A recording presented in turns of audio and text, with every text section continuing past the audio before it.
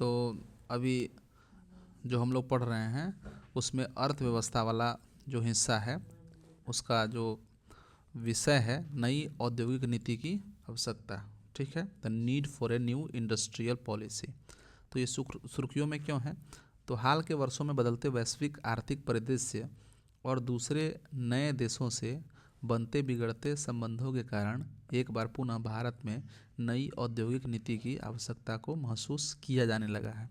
इस नई औद्योगिक नीति के अंतर्गत एक ऐसे दृष्टिकोण की आवश्यकता है जो निरंतर आर्थिक विकास को सुगम बना सके और देश को वैश्विक विनिर्माण केंद्र के हब के रूप में बदल सके। ठीक है, तो प्रमुख तथ्य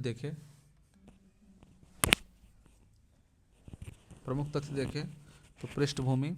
स्वतंत्रता के बाद भारत ने अपनी तात्कालीन परिस्थितियों के दृष्टिकोण से कई केंद्रीकृत आर्थिक नीति का अनुसरण किया। यही कारण है कि स्वतंत्रता के बाद भारत की औद्योगिक नीति को लाइसेंस परमिट राज्य के नाम से जाना जाता था। लाइसेंस परमिट राज्य इसलिए क्योंकि आर्थिक विकास के लिए लाए गए उद्योग यानी कि विकास एवं विनियमन अधिनियम 1951 के तहत प्रत्येक औद्योगिक निर्णय के लिए सरकार की स्वीकृति अनिवार्य कर दी गई। इसका परिणाम यह रहा कि औद्योगिक छोटे बड़े निर्णय प्रक्रिया में अत्यधिक नौकरशाही हस्तक्षेप और समय लगने लगा। तत्पश्चात 1969 में लाए गए एकाधिकार और प्रतिबंधात्मक व्यापार व्यवहार यानी कि MRTP अधिनियम और 1973 के विदेशी मुद्रा विनियमन अधिनियम फेरा ने भी ऐसे ही प्रतिबंधित प्रावधानों को बढ़ावा दिया। परिणामतः अब भारतीय उद्योग धीरे धीरे वैश्विक प्रतिस्पर्धा से अलग थलग पड़ने लगे। ठीक है, तो गौरतलब है कि यह वह समय था जब तंजवश भारतीय विकास दर 4% के आसपास स्थिर रही थी को एक भारतीय अर्थशास्त्री राजकृष्णा ने हिंदू विकास दर कहकर संबोधित किया था। ठीक है, तो स्वतंत्रता के पश्चात लगभग 1980 के दशक तक चली इन नीतियों का परिणाम यह रहा कि इसने आर्थिक नवाचार को बाधित किया और प्रगति में बाधा उत्पन्न की। दूसरी ओर अहस्तक्षेप दृष्टिकोण ने बाजार की विफलताओं और सार्वजनिक वस्तुओं के प्रावधान को संबोधित करने में अंतराल छोड़ दिया। ठीक है, उदारीकरण की नीति। अब देखिए तो 1980 के दशक में पहली बार यह अनुभव किया गया कि स्वतंत्रता के बाद अपनाई गई लाइसेंस राज की नीति अधिक कारगर नहीं है। अतः इसी समय से आर्थिक उदारीकरण की दिशा में प्रयास करना शुरू किया गया और वर्ष 1991 में भारत ने ऐतिहासिक आर्थिक सुधारों के माध्यम से औद्योगिक लाइसेंसिंग और आयात शुल्क में कमी जैसी बाधाओं को समाप्त कर दिया। इन परिवर्तनों का उद्देश्य कार्यकुशलता को बढ़ाना तथा निजी निवेश को प्रोत्साहित करना था।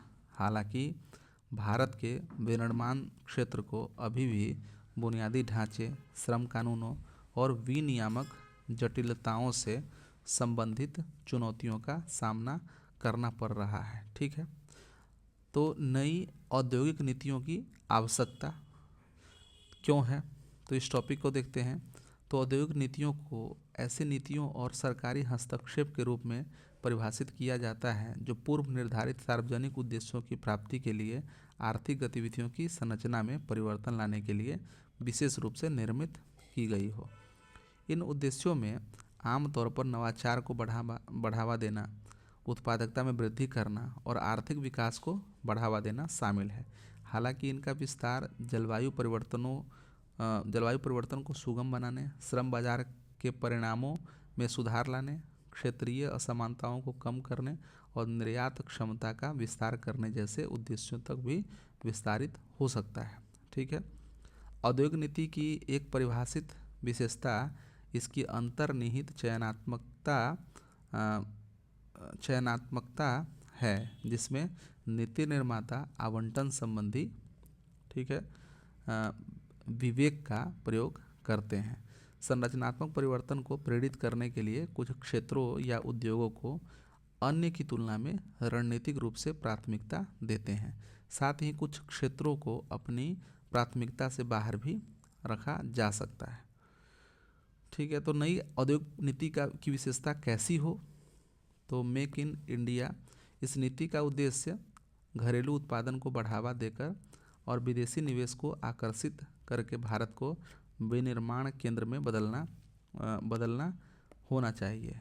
यह उद्योगों को देश के भीतर विनिर्माण इकाइयां स्थापित करने के लिए प्रोत्साहित करते हो। ठीक है। दूसरा है स्मार्ट टेक्नोलॉजीज़। ठीक है। नई नीति में इंटरनेट ऑफ थिंग्स, ठीक है, यानी कि IoT, आर्टिफिशियल इंटेलिजेंस AI और रोबोटिक्स जैसी आधुनिक तकनीकों को शामिल किया जाना चाहिए। ये तकनीकें विनिर्माण में उत्पादकता और प्रतिस्पर्धात्मकता को बढ़ाती हो। ठीक है। व्यापार करने में आसानी। ठीक है। अगला दिया है कि व्यापार करने में आसानी, ये है विशेषता, माने किस प्रकार की होनी चाहिए। तो ऐसी हो कि व्यापार करने में आसानी हो, विनियामक प्रक्रियाओं को सरल बनाना और नौकरशाही संबंधी बाधाओं को कम करना इसका आवश्यक घटक होना चाहिए। अनुमोदन और लाइसेंस को सुव्यवस्थित करने से अधिक निवेश आकर्षित हो सकता है। ठीक है। फिर क्षेत्रीय मिशन होना चाहिए।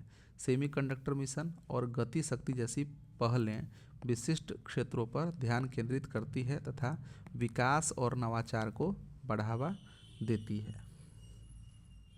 अब हम लोग देख लेते हैं नई औद्योगिक नीति को वास्तविक रूप देने के लिए सुझाव। ठीक है। तो भारत को नई वैश्विक बदलते आर्थिक परिदृश्य और देश के भीतर तीव्र समावेशी विकास को प्राप्त करना है, तो उसे कुछ मूलभूत उपाय को पूरा करना होगा। जैसे अपने सकल घरेलू उत्पाद के सापेक्ष राजकोषीय घाटे को नियंत्रण में रखना होगा। दूसरा है सार्वजनिक खर्च को पुनर्निर्देशित कर इसे अधिक तर्कसंगत बनाना होगा। ठीक है। अत्यधिक सब्सिडी को कम करते हुए प्राथमिक शिक्षा, स्वास्थ्य सेवा और बुनियादी ढांचे जैसी आवश्यक जो सेवाएं हैं उस पर अधिक निवेश व ध्यान केंद्रित करना होगा। अंततः बढ़ी मुद्रास्फीति को स्थिर करना, धन की आपूर्ति को नियंत्रण में रखना इत्यादि, ये सभी आवश्यक है। ठीक है। तो हम लोगों ने देखा कि क्यों नई औद्योगिक नीति की आवश्यकता है भारतीय अर्थव्यवस्था को। ठीक है।